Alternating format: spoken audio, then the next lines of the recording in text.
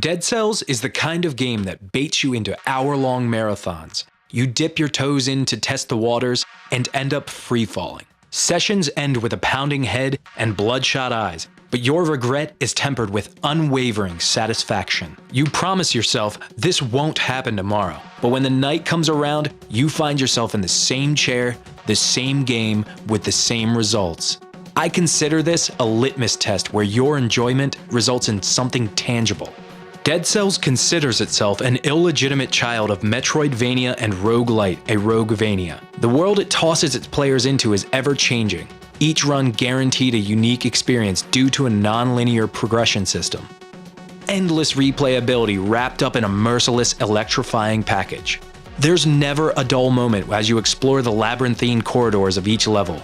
For every platform you scale, a surprise awaits, be it a reward or an enemy. Exploration is exhilarating because you never know what's around the bend. The world of Dead Cells is vibrant and lively. Each level has its own ecosystem, and while some enemies are constants, there's always a newer and stronger enemy to contend with. Dying is inevitable, but every death pushes your progress forward even by a single centimeter. This isn't the kind of game you can brute force your way through. Practice makes perfect, and the road to victory is a slow, steady one. An insurmountable obstacle today becomes a cakewalk tomorrow. Collecting cells from enemies allows you to upgrade your character's abilities and equipment in the rest area between each level. You lose the cells if you die halfway, so think carefully before diving into the fray with sword swinging. It's a gamble on the chance to earn more or potentially lose everything. Non-permanent upgrades arrive in the form of scrolls, allowing you to customize a preferred build for your character.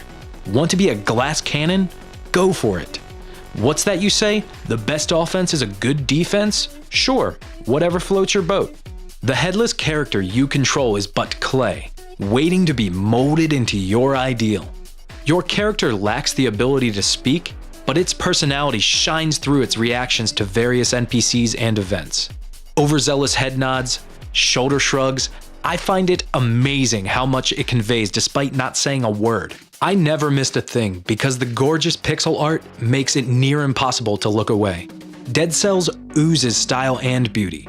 The amount of detail put into the sprites, backgrounds, and objects is staggering. Projectiles exploding in solid pink spheres, the shower of sparks on the tail end of a chain lifting a wooden platform.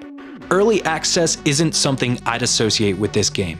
Other than art, combat is easily the best thing about Dead Cells. Combat feels buttery smooth, an intricate dance instead of messy, clumsy blows. The pool of weapons you can choose from is varied, from swords to whips to bows. There are advantages and disadvantages to each of them. Experimentation is key in finding a favorite weapon to eviscerate an enemy. I stuck to the traditional sword and shield, as I have the unfortunate preference for rubbing elbows with things that bite back. And a shield is handy for times where I'd miss a target and stare down at a knocked arrow. Players can also arm themselves with gadgets for extra firepower. They are especially useful during boss fights. The bear traps and grenades come in handy when faced with an enemy twice your size. I'm reminded very rudely of the fact that Dead Cells is still a work in progress when I'm interrupted by an error message. I don't mind it too much if it's nothing Control-Alt-Delete can't fix, but it chips at my enjoyment when I'm halfway through a really good run and have to restart. These incidents are rare. I've come across only 2 so far, but it can be the tipping point for fussy gamers.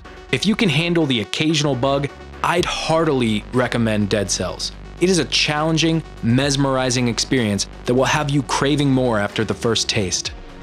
Keeping all that in mind, we're giving Dead Cells an 8 for its intense combat, its beautiful aesthetics, and the amount of good content that's available to the player, even though it's plagued with a few minor bugs.